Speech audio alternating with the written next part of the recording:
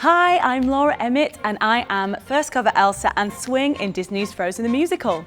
There's currently a rehearsal on stage, so come break the ice with me and let's go behind the scenes of Frozen. I'm here now in the auditorium at the Theatre Royal Drury Lane. They've just finished doing the automation checks behind me, which happens every day before the show. Come backstage with me now, we're going to meet Ashley and Sean and we're going to talk all things Sven. So I'm here with Ashley now, who plays the iconic Sven the reindeer. Tell us, Ashley, how many people are there in the puppet of Sven? There are 3 people that play Sven, but there's Right. only one person in the puppet at one time. So how does it work? Can you talk us through the mechanics of Sven the puppet? So we have a stilt on each foot and we have arm stilts on each arm. Theoretically, we are in a plank for the whole show. So it's very physical. In the arms, we have 2 triggers. One triggers the eyes and one triggers the ears. While we're in this plank position, a lot of the times our arms are coming like a mechanical lever. They're coming up, over, and that's what's getting us around the stage, basically. Wow. We're doing the head, the arms, the feet, the stilts, the eyes, the ears, the lot at once. What is the most rewarding part about playing Sven? I love physical theatre. I have my entire career. So going out there and being able to do that every night and making people question how is that done? Oh yeah. It's such an amazing thing. Like you come out the theatre every night, you're on the train home, and people are still questioning how it's done. Yeah. Is it 2 people in there? Is it Yeah. 1 person in there? How do you characterise Sven? When we started this, we had quite a lot of conversations about the characteristics of a reindeer, and then we got to bring our own self into it.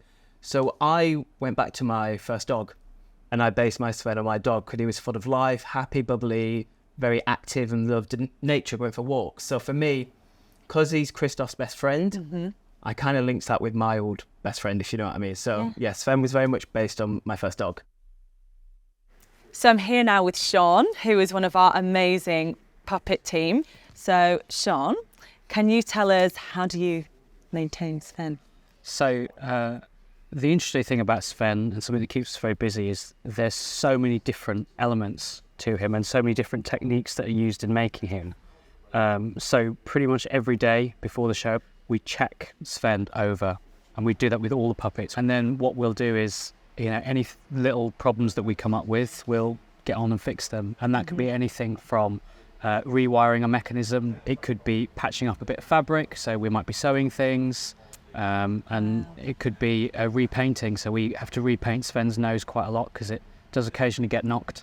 And the puppets are so impressive on the stage. They honestly look like the real Sven and Olaf from the films. Is there any sort of details that the audience might not see that you want to tell us about? There's so many little details, I think, with Sven and Olaf that people might not notice straight away. Like with Sven, he's got all this really nice painting on the back of his collar and embroidery on his saddle, which isn't quite obvious when you first see him, but if you're sitting in the front row you might notice it a bit. But one of my favourite little details, and it's a really small detail, is Sven's got quite a lot of moss on his antlers, which is fairly obvious, but actually he's got moss into his neck as well, because he's a reindeer that lives outside. So there's little bits of moss that are sewn into the back of his neck, which is like a little detail. Sean, thank you so much. That is seriously so cool.